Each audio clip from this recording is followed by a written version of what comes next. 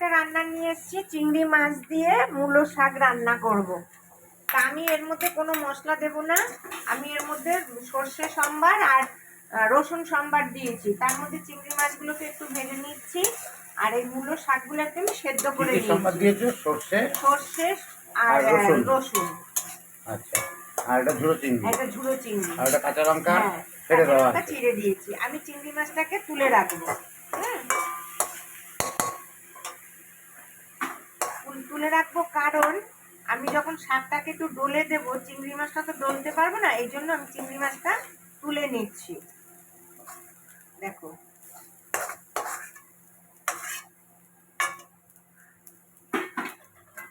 এবার আমি শাকটা দিয়ে দিচ্ছি। দেখো, এটা সর্ষে পাতার মতো আর কি, সর্ষে পাতার মতনই রান্না করছি। আমার মা অনেক সময় সর্ষে পাতা থাকলে, কম যদি থাকতো, মূলো শাক এরকম করে মা মাসিদের দেখেছি এরকম করে দিয়ে দিত। একদিন আমি মাসিকে বললাম, মাসি বললো হ্যাঁ রান্না করলে করা যাবে না কেন, কিন্তু একটু সেদ্ধ করে দিতে হবে।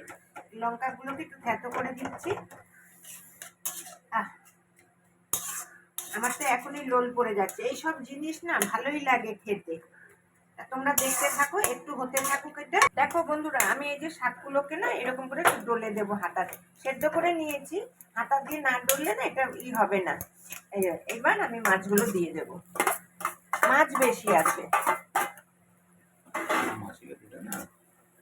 আমার মা মাসিরা এইসব শাক পাতা খেতে মানে আর কিছু লাগতো না। আমার দিদিমাকে দেখতাম কোনো শাক পাতা কিছু, আমার মামাদেরও দেখি বেশ একটু মাছের গন্ধ হলে আর কিছু লাগে না। তাই এটা একটু ফুটে উঠুক। আর কোনো মশলা দেবো না কিন্তু এর মধ্যে, শুধু কাঁচা লঙ্কা চিড়ে দিয়েছি আর ওই সম্বার। দেখো বন্ধুরা, আমার মূলো শাকের তরকারি ঝোল হয়ে গেছে।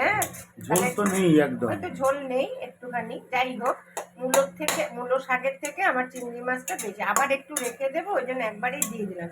আজকে না সত্যি কথা মানে ভালো লাগে না, শরীরটা এত খারাপ লাগছে না, জ্বরও আছে, আবার তার মধ্যে মাথার যন্ত্রণা, ঠান্ডা লেগেছে। কোথার থেকে যে এত ঠান্ডা লাগে। যাই হোক, তাহলে নামাচ্ছি। তোমরাও তাহলে এরকম মূলো শাক, সর্ষের শাক, আমরা সর্ষের শাকটাই বেশি খাই, কিন্তু সর্ষের শাকটা এখনো ওঠেনি। উঠেছে কিন্তু ভালো পাইনি বলে আজকে একটু মূলো শাকগুলো দিয়ে রান্না করলাম।